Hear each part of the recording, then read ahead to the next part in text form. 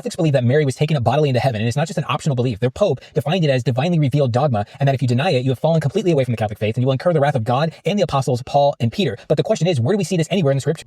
Let's definitely see this in scripture, but Catholics do not build the assumption on one isolated verse. So Catholics often point to Revelation 12, where John sees a woman clothed with the sun and the moon under her feet, and on her head a crown of 12 stars. Correct, but Catholics do not say Revelation 12 is only about Mary. Okay, but let's actually read Revelation 12 in context. The woman is pregnant, and she gives birth to a male child who will rule the nations, which is clearly referring to Jesus. Right, but the woman there functions as a corporate solidarity representing Israel. This goes all the way back to Joseph's dream in Genesis 37 with the sun, moon, and 12 stars. Yes, Israel, the church, and Mary. Revelation is apocalyptic literature. It uses imagery with layers of meaning. Israel gives birth to the Messiah historically, the church gives birth to the believer spiritually, and Mary gives birth to Jesus literally. So you are not disproving Catholic readings, you are describing part of what Catholics already believe. And this is where it gets interesting, because Catholics often focus heavily on those opening verses, but don't keep reading the entire chapter. No, we read it. Stop strawmanning the Catholic faith.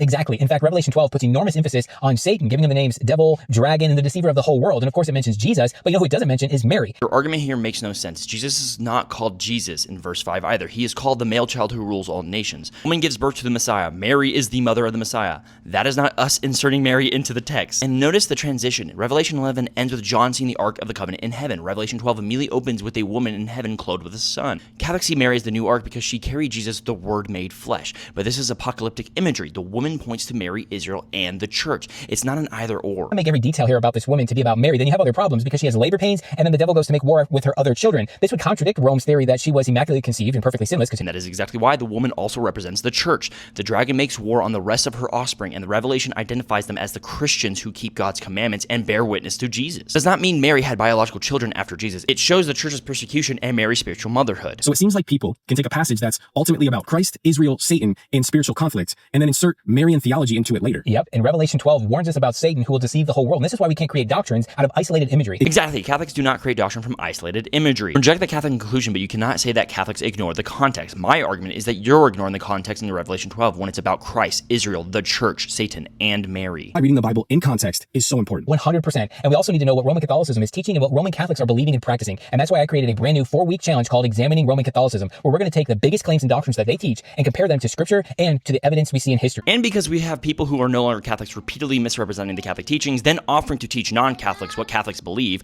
I'm going to do something different. I'm starting a completely free series on what Catholics actually believe. There's no sign up, no course, no paywall. We'll be here on both Instagram and YouTube. We will be going through Catholic teachings using scripture, the catechism, church history, and what the church actual words mean. We'll teach it and I will show the sources and you can learn it directly. You don't have to agree with the Catholic faith, but before you reject it, you should at least know what Catholics actually believe. God bless.